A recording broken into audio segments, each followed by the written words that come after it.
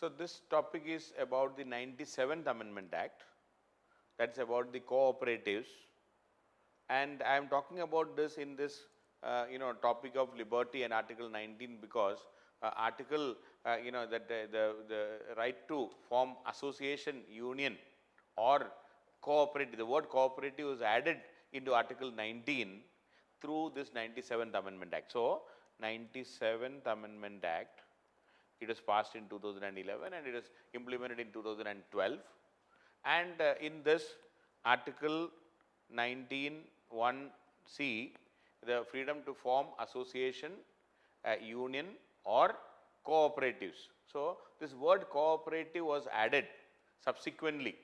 So, 1(c) in the part 3. So, union to the right to or the freedom of forming union or association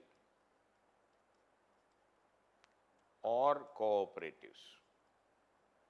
This word has been added, and then there is an amendment in the directive principle also. I will come to that one by one, and then a new part was also created after the municipalities only for cooperatives. So, I will be discussing all these things just to have an idea. So, this concept of cooperatives is not new to us. I mean, cooperation among the individuals, social animal, man is a social animal, so and we have a lot of cooperation among ourselves. So, a cooperative, as we know, the word cooperation, working together, and cooperative means when isolated and powerless individuals, when as an individual we are isolated and we are we have powerless. Basically, if you are alone, the power will be very less. When isolated and powerless individuals come together and combine their resources to achieve common economic and social goal. So, we are coming together to achieve common economic and social goal. That is what we are talking about. That is how the cooperatives are formed. See, one of the best examples of cooperatives is Amul. This is Anand Milk Union Limited. It is a trademark trademark of the Gujarat cooperatives of milk products. I mean, it is very famous. Varghese Kurian. Varghese Kurian. He was a legend. This legendary, and he is the father of our cooperative movement.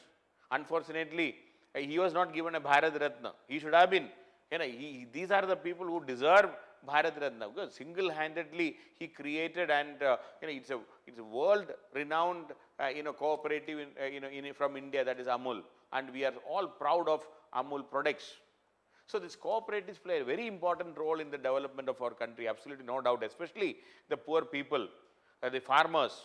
It can really play a very crucial role, and as India, as we know, almost 60% of our Indians are still living in the rural areas. Even in urban area, cooperatives can play a very crucial role.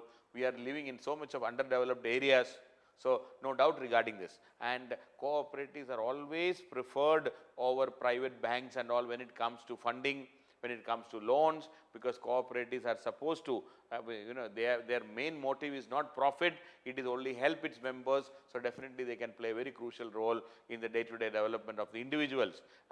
But unfortunately, over the years, it is also found that these cooperatives are not functioning the way it should have been functioning. There are many shortcomings, there are many loopholes, and there are many defects in its functioning. First of all, a cooperative society, there should be proper election to the proper election should be there.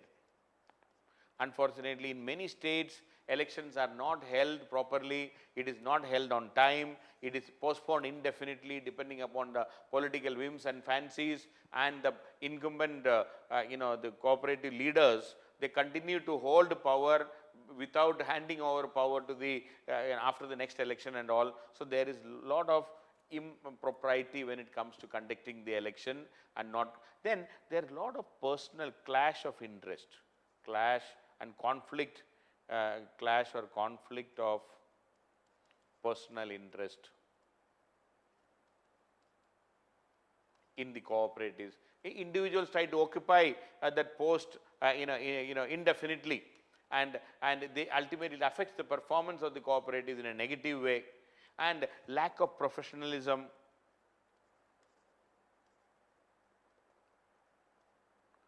is another problem in the cooperatives, lack of professionalism, and many a times it is not functioning in a in the best efficient way, and lack of active participation of the members. Cooperative society is created, lack of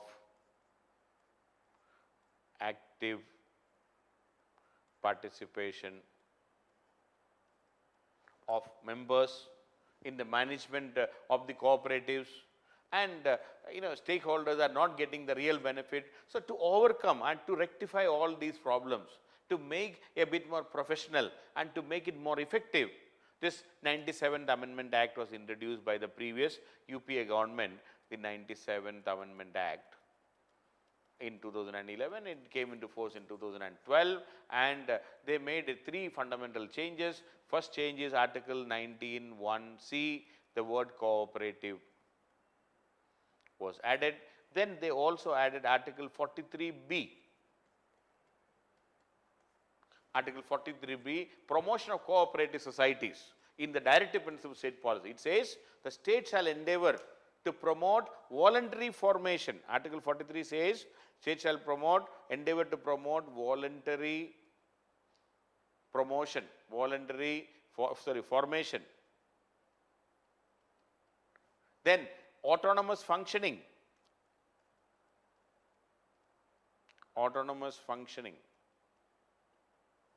Then democratic control.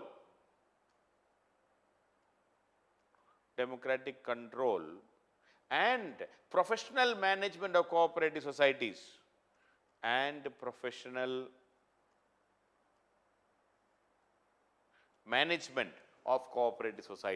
So the state shall endeavor to promote voluntary formation, autonomous functioning, democratic control, and professional management of cooperative societies.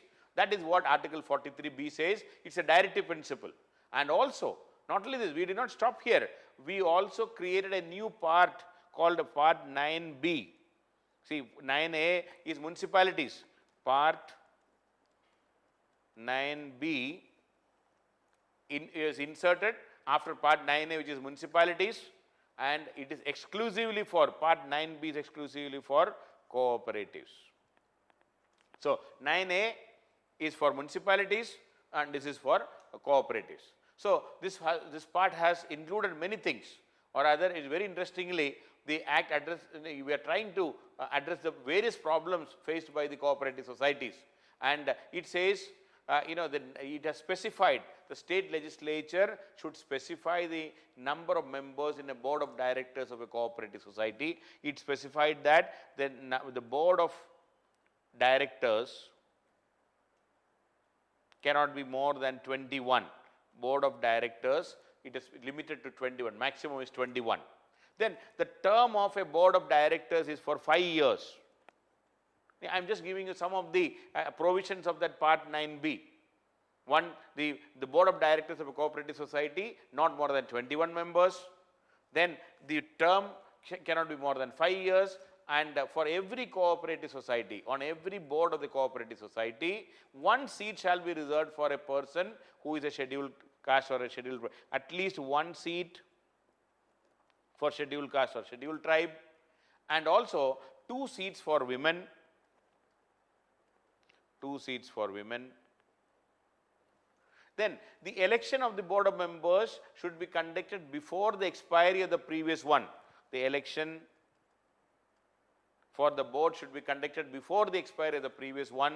The state legislature would outline the guidelines for the election and all, it is okay. And also the state legislature shall make provision for co-opting any person having experience in the, so there will be a co-opting, you can co-opt a person having experience in the field of banking, management, finance, or specialization in the field related to a particular cooperative society as a member of the board. The state can co-opt an expert into the board member, in the board of directors, and he can even, maximum 2 such people can be co-opted by the board, and even they can even be made the president of the board.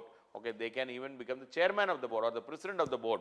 So that option is also given. So that means you can co-opt according to this, for 97th Amendment Act, in this Part 9(b), we have added a provision such a way that even an expert can be co-opted into the board of directors, and he can even become the director or the president or the chairman of the board also. So many such provisions were incorporated such a way that these cooperatives can become more democratic, they are more effective, they are more professional. That is what the 97th Amendment Act has done, and ultimately everything depends upon the awareness of the people, awareness of the members of the cooperatives, and also the will, the political will. Please understand, the political will, whether it is central government or the state government, to ensure true democracy to happen. These cooperatives can play a very crucial role in the upliftment and the economic development of the state or the society. It can help bring people above the poverty line. It can really bring in real development, the social development, the economic development of the society can happen, provided we allow these cooperatives to function in the right spirit. But unfortunately, as you know very well, in many parts of the country, cooperative societies are not functioning in the right spirit, and there is a lot of political interference, a lot of manipulation, a lot of corruption. People have captured the societies, and they are not allowing even the proper elections to happen, and ultimately the same person, the same people continue to hold the post for a unlimited number of terms, and there should have been a term limit also. A board of members not more than 2 consecutive terms. Something should have been there so that new people can come and others can also understand. More cooperation and more participation would have been there. So anyway, but definitely 97th Amendment Act is a right, it is a good step in the right direction, no doubt regarding that. But ultimately any law, anything you do, the real benefit will depend upon the spirit with which we implement that. In the right spirit we have to implement. If you are able to implement in the right spirit, 97th Amendment Act is a wonderful law, and it can definitely help in strengthening the cooperatives. So it has amended fundamental rights in Article 19(1)(c). It has amended directive principles by inserting a new article called Article 43(b), and also it has inserted a new part called Part 9(b) after the municipalities. Part 9(a) is municipalities. Now we have Part 9(b), which is the cooperatives, and elaborate provisions are given for the smooth functioning of the cooperatives in this. So that's a good law, but the proper implementation is the key in bringing the right benefits.